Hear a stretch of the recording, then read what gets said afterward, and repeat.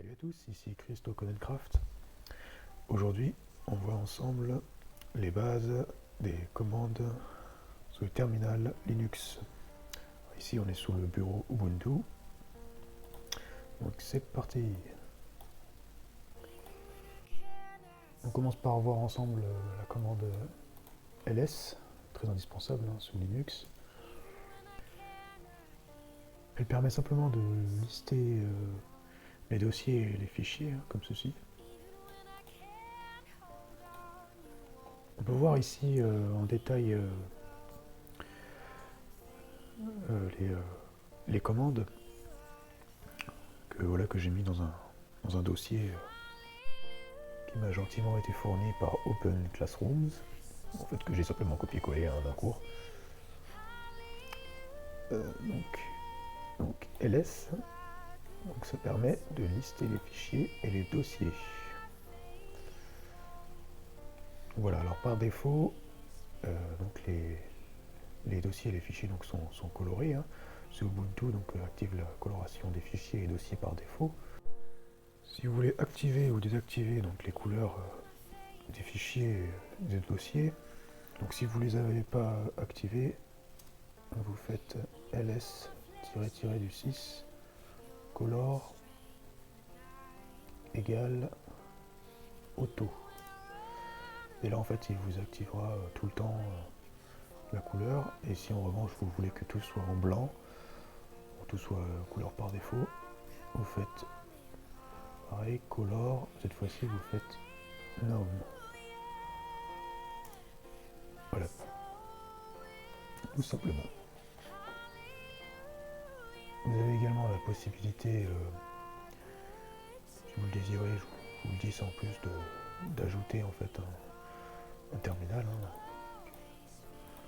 Voilà, on verra une autre fois comment afficher le terminal via les raccourcis clavier avec un vrai terminal, une vraie console comme les pros.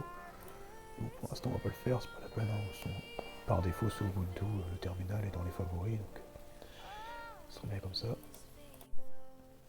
Donc excusez-moi, c'est avec cette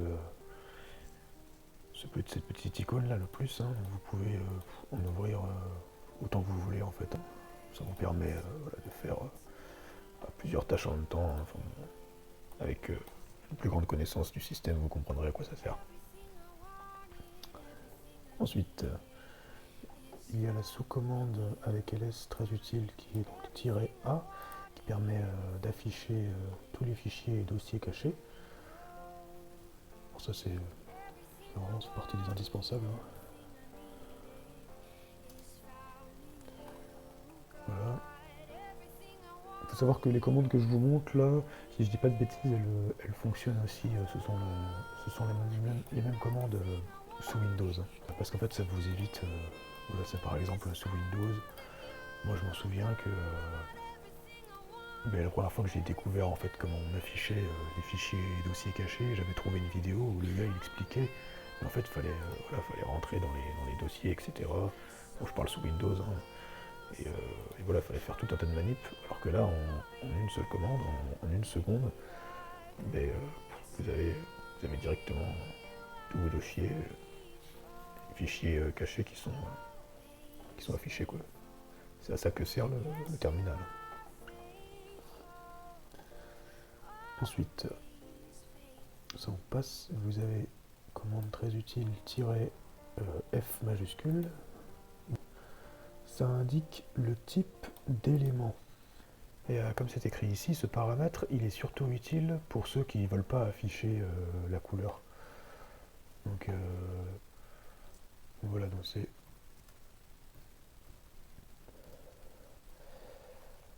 Voilà, parce qu'en fait, ça met en plus des slash, en fait, ça va indiquer... il rajoute en fait à la fin des éléments un symbole, donc pour qu'on puisse faire la distinction entre les dossiers. Parce qu'en fait, par exemple, le tiret, là, le slash comme ça, sous Linux, ça indique que ça vient en fait du home en fait. Ça vient du dossier home.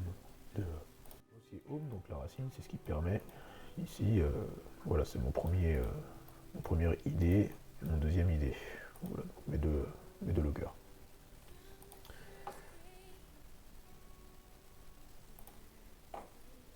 Ensuite, donc on a vu la commande F majuscule. Il faut savoir qu'il existe aussi la F minuscule qu'on verra sur mon prochain épisode. Et il existe aussi l'extension donc A majuscule qui change pas grand chose en fait avec le A minuscule. Ça enlève simplement les je sais pas si vous avez remarqué, mais il y a les points et deux petits points en fait.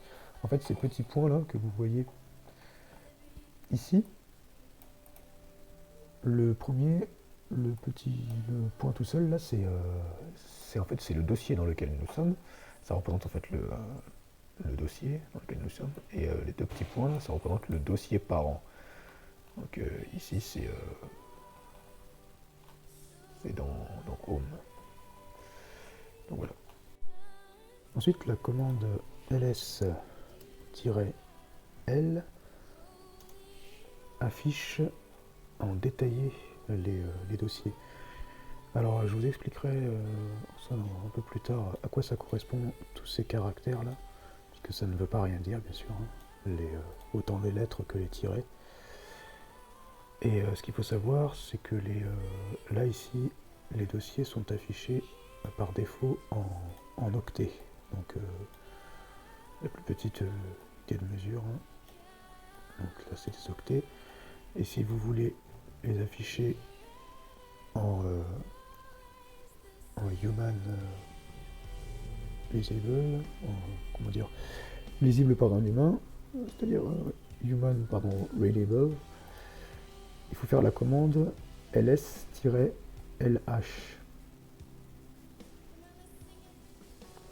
Vous faites ls-lh et en fait là il va vous les afficher. En fait là il les affiche en kilo-octets. Il va les afficher en octets. Donc c'est 1000 fois plus quoi. Donc c'est plus compréhensible là, c'est 4 kilo-octets. C'est 58. Voilà, les affiches sont même en méga, oui. C'est du méga. C'est beaucoup plus lisible en fait comme ça que là, ça fait des trop gros chiffres. On ne comprend pas grand chose.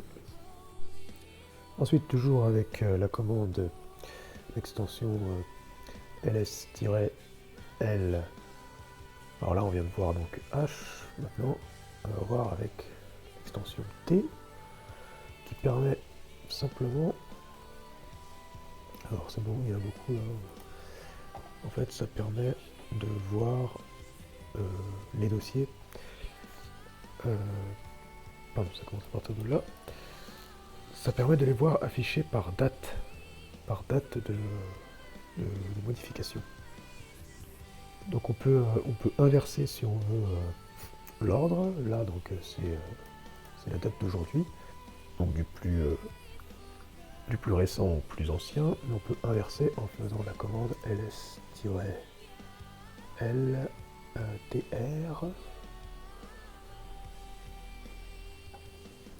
Ce qui fait que ça, donc ls-ltr, ça inverse du coup les dates. Donc là, vous voyez, c'est inversé.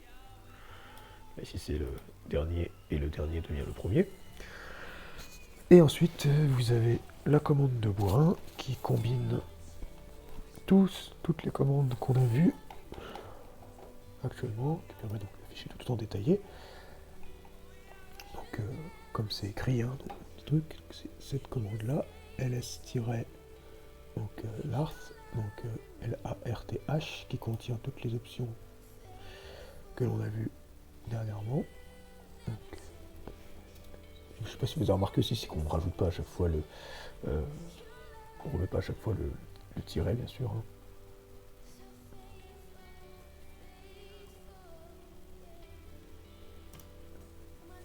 En gros, là, vous avez tout le détaillé.